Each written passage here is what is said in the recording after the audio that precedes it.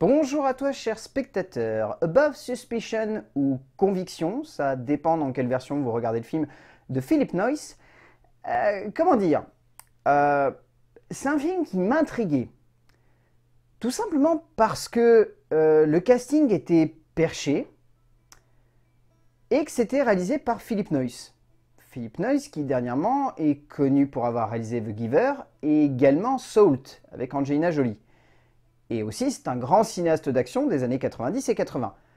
Donc je vous avoue que le mélange me semblait assez atypique et me titillait un peu. Même si j'avoue que le fait de le voir sortir en DVD me faisait un petit peu peur aussi. Le résumé pour faire simple, Suzanne est une jeune femme vivant une vie assez misérable avec son ex-mari Cash et ses deux enfants. Mais un jour, à Pikeville, débarque un agent du FBI, Mark, qui va proposer un marché à Suzanne. C'est épineux. C'est pas un film que je trouve mauvais, mais c'est un film qui est bizarre. Parce que le film se vend comme étant un thriller d'action, teinté de drame. Et clairement, vous regardez la bande-annonce, c'est ça qui est vendu. N'ayez pas ça en tête en regardant Above Suspicion ou Conviction. Parce que clairement, ça n'est pas un film qui parle de ça. C'est un film qui parle d'un drame romantique avec une histoire de coucherie entre une indique et son agent du FBI. Donc du coup, c'est compliqué. Parce que derrière, je vois un vrai investissement de la part de Philip Noyce, qui essaye de rendre tout de même son récit assez clair et surtout à lui donner une espèce de véritable montée en tension pour faire en sorte que le spectateur reste actif devant ce film. Et derrière, je sens aussi qu'il y a des interprètes qui se donnent à peu près à fond pour faire en sorte de faire ressortir tout le récit. Mais on est clairement devant une histoire qui sonne par moments comme un poil anecdotique par rapport à ce que ça raconte. Et ça a beau être basé sur une histoire vraie, je ne trouve pas que ça donne de l'impact plus que cela à tout ce qui se passe. Au contraire, par moments, ça porte même vers un questionnement du spectateur qui se dit quand même que ce genre d'histoire, si ça se passe vraiment, c'est quand même un petit peu loufoque. Donc, est-ce que c'est un film qui parle du côté loufoque de l'humanité ou est-ce que c'est un long métrage qui s'est perdu dans sa création? C'est une véritable question, mais en tout cas, le film est moyen. Sur le papier, les anciennes gloires du cinéma d'action américain qui tentent des comebacks sur le devant de la scène, même si c'est en VOD ou en DVD, personnellement je suis assez fan de l'idée, même s'il faut pas se leurrer, la plupart du temps, ce n'est pas très bon, voire même par instant, cela frôle le ridicule.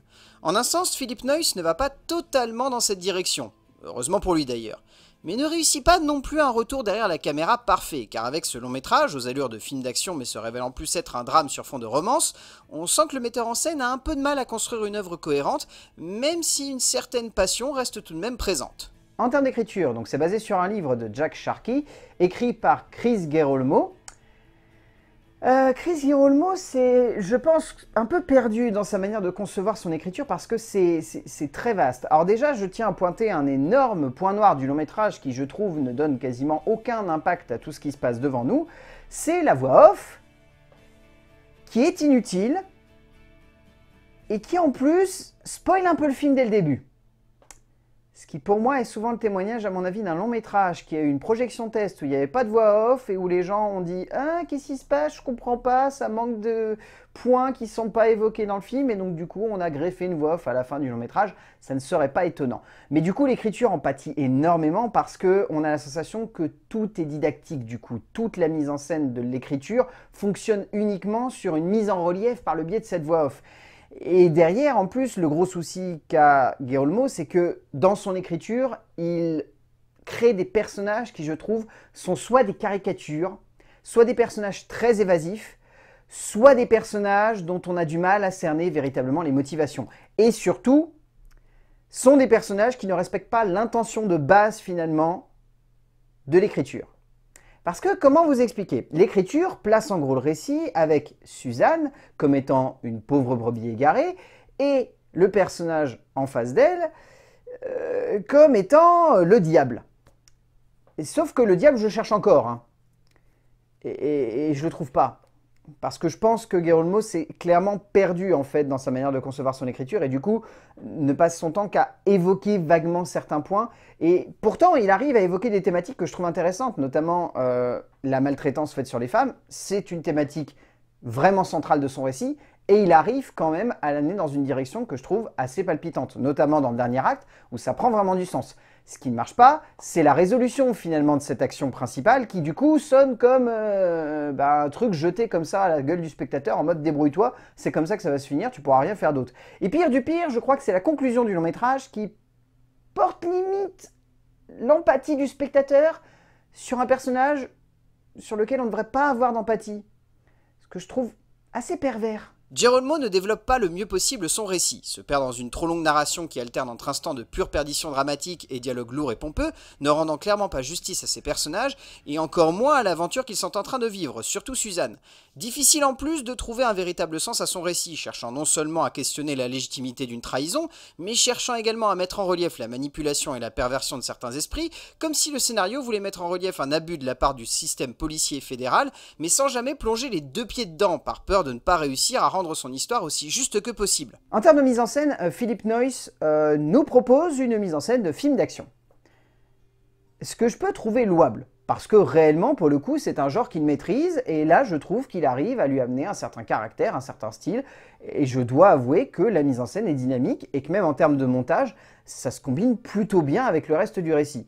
Je trouve que dans l'ensemble, du coup, le long-métrage a plein de petites idées. Seul petit défaut, il sonne un peu vibe fin d'années 90, début 2000 en termes d'esthétique, donc du coup, par moments, c'est pas toujours très beau, voire subtil, et je dois avouer que ça... L'ambiance fonctionne pas toujours à fond, parce qu'il y a un petit côté old school que je trouve pas forcément bien maîtrisé, là où sur The Giver et où sur Salt, il avait réussi un petit peu à éclipser ça pour réellement se fondre dans une espèce de cinéma d'action à la Paul Greengrass. Clairement, c'était comme ça que c'était voulu. Là, il essaye de renouer plus avec la base de son style, ce qui marche par moments, mais par d'autres sonne comme assez grossier et cliché.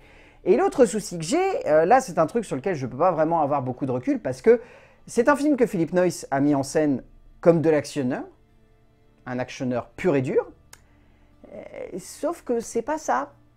Donc, du coup, c'est un peu compliqué de valider la mise en scène alors que ça se fond pas avec le genre principal du film. Le souci, même si la mise en scène de Noyce se tient, c'est qu'elle a du mal à être en parfaite adéquation avec le genre que le cinéaste se retrouve à convoquer ici. Car si dans ces premières minutes le film se pose comme une œuvre d'action, oscillant avec le thriller, lorsque l'on arrive au deuxième acte, il vaut mieux oublier cela. Le cinéaste américain met avant tout en scène une œuvre aux accents dramatiques, cherchant à montrer une relation toxique entre un indique et l'agent du FBI qui l'a plongé dedans, et même si cela est intéressant, la mise en scène du cinéaste américain ne colle pas avec cette ambition de base, nous laissant spectateurs un peu perdus face à un objet rythmé, mais pas adéquat. En termes de casting, je trouve pas qu'il y ait beaucoup d'interprètes secondaires qui ressortent plus que ça. Comme je l'ai dit, je trouve que le casting essaye de se donner à fond, mais du coup pour un film qui est assez bizarre. Jack Huston est pas trop mal, mais il a une gueule qui du coup passe pas avec le personnage. En fait, ça se voit qu'il a été casté pour sa ressemblance physique avec le véritable personnage qu'il interprète.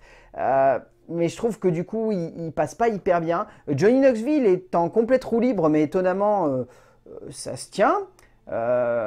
Klaus Guzman est pas trop mal, mais sans plus, pareil. Enfin, je trouve le long métrage assez bizarrement dirigé, et ça se ressent notamment par l'interprétation d'Emilia Clarke, qui est pour le coup une petite synthèse en fait de tout ce qui se passe dans ce film. Emilia Clarke n'est pas trop mal. Mais difficile de correctement juger sa performance tant on sent que l'actrice ne réussit pas forcément bien à amener son personnage et surtout à la rendre tout simplement attachante. Au bout du compte, Above Suspicion ou Conviction est un film qui est maladroit mais pétri de bonnes intentions par son réalisateur, qui part dans plein de directions mais qui tente d'aborder des thématiques que je trouve par moments assez justes, interprété par des acteurs qui sont tantôt à la truelle, tantôt qui essayent d'y aller...